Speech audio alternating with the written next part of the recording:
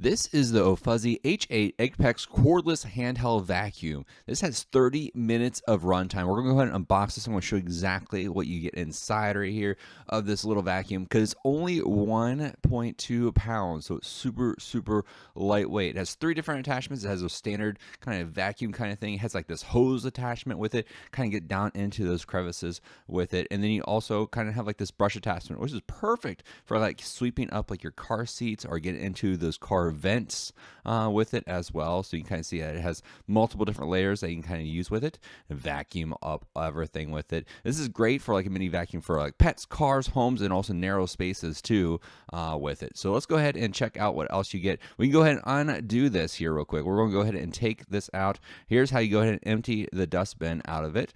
And you can kind of see that a little bit of stuff left in there, as you can see. So we just go ahead and remove it, put it back. Easy to go ahead and put it in and add it back together again. Super easy to use. It includes a bag and also a USB-C charging cable to go ahead and charge it all back up again. So here's the Ofuzzi H8 Apex vacuum, and I hope you enjoy it as well.